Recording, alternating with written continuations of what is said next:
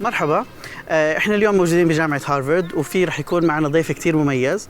الضيف هذا يعتبر من أحسن الأشخاص في العالم اللي بدرس كمبيوتر ساينس. المادة اللي بدرسها هون بجامعة هارفرد تعتبر من أضخم المواد وبحضر عنده عدد طلاب كتير كبير حوالي 800. وبرضه كمان صار في شراكة مع جامعة ييل بنعطي نفس الكورس. مش بس هيك، الكورسات هدول امتدت انه مش بس تكون موجودة جوا الجامعة لكن كمان تكون موجودة available اونلاين. وبحضرها تقريبا من حد السنة الماضية أكثر من 1,000,000 شخص سجلوا وكلها موجودة for free.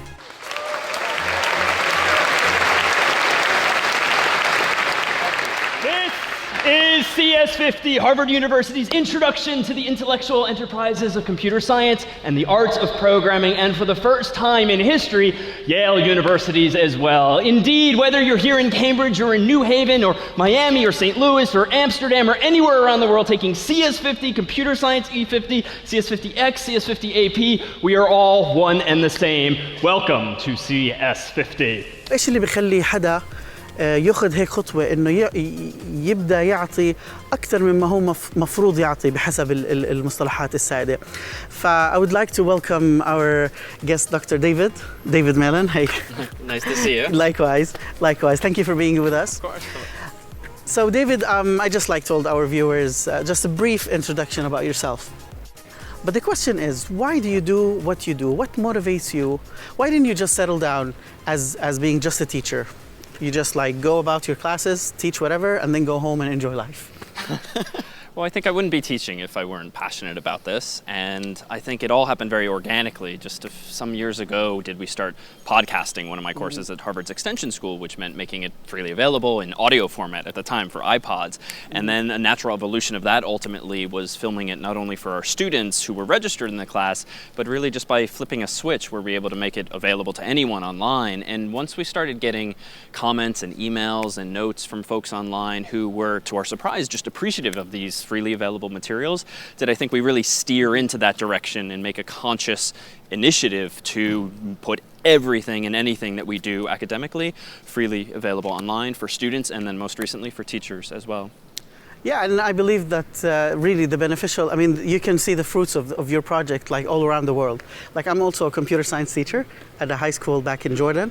And also my students, they do get online and they do take also the CS50. Mm-hmm. Now, in this world, especially that education is becoming a major issue in so many different countries, what do you think that teachers ought to be? If you had to define a teacher, or if you had to say something about being a teacher, how would you define teaching? The first word that comes to mind is caring and actually doing the job because you're passionate about helping to uplift, hopefully, others, not even just academically necessarily, but even vocationally. And if you have an opportunity to make a difference in what someone's own passion is or what pursuits they might pursue in life as for work or for play, I think that's just an extraordinary way of making a difference, whether it's with one student or whether it's with a whole classroom or a whole community of folks online. Yeah, and at some point in your career, at the very beginning maybe, you taught at Franklin High School, right? You taught maths.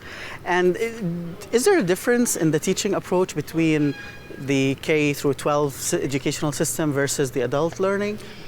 Certainly, but I think for the reasons that come to mind, for instance, are the audience and who wants to be in the classroom. And I think when I taught high school, I would say about half of my students really were genuinely curious about learning and wanted to be there. And then honestly, another half were just there because school is something they have to do. And it was not fun. It was not inspiring, just trying to convince students to take an interest. So I don't think that's necessarily a function of the age necessarily, I think, but the system truly. And with adult students and even with university students, they've reached typically a maturity level.